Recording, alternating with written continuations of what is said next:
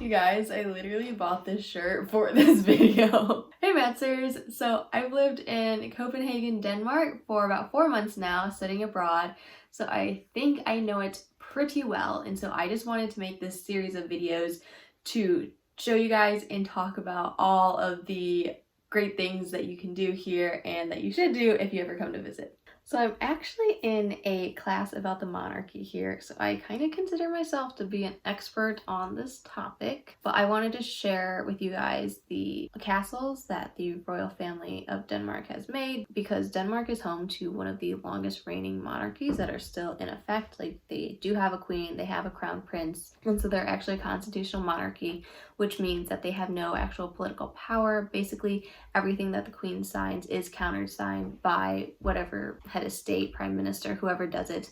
So she has no official influence or political power, but the royal family is still very influential on the people of Denmark. The first castle is Amalienborg, is actually where the royal family lives, which is really interesting. Very close to the center of Copenhagen, and you can just like walk there and like stand there. It's like you never know if the queen is just looking out her window and she's like looking at you.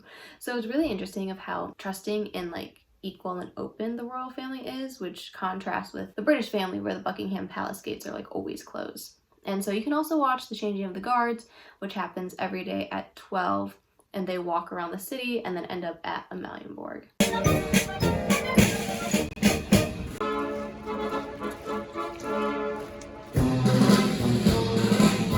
Another castle that's very close to the center of the city is Rosenborg, and so this was actually built by Christian IV, who's like a pretty famous Danish king, as his summer house.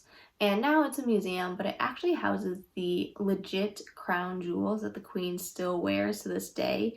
So in the basement, you can see on display, they have her crown jewels. The crowns there are not in use, but like the necklaces are, and like the kind of rubies and I don't know, emeralds, I think. She actually like will get those from the basement of Rosenborg and like wear them for an event and then put them back. So like that's really interesting because you can see what she wears and then she like literally wears it. Another one is Christiansborg, and so the royal family lived here for a little bit, but it got burned down and rebuilt a couple of times. So now it's mainly used for like parliament, for Congress, for prime minister, more like political workings. No one lives here, obviously. I actually got to go visit the royal stables, which were pretty cool. And it's also, you know, general museum. And that building also hosts like banquets for other head of states who come to visit Denmark. Another castle is Frederiksborg, and so this one is a little bit far. It's north of Copenhagen in Hillerød. And so the royal family did live here for a little bit, but just like so far from the city, so you know, they didn't really live in there that much. It also got burned down. And so now it's basically like the main royal family museum. They just had an exhibit for Crown Princess Mary.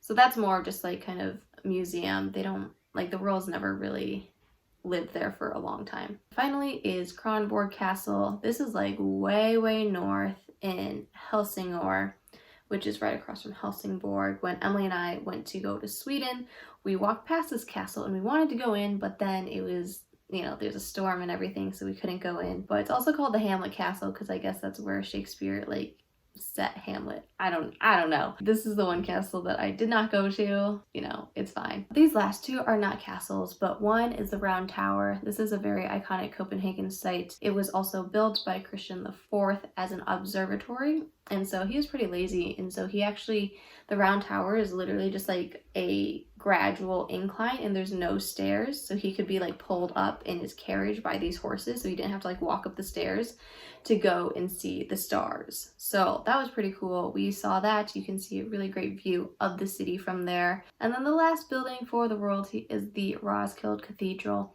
So this cathedral is in Roskilde, which is about, I don't know, 30 minutes from Copenhagen. You can take a train, pretty easy to get there. But this cathedral is where most of the royal family is buried.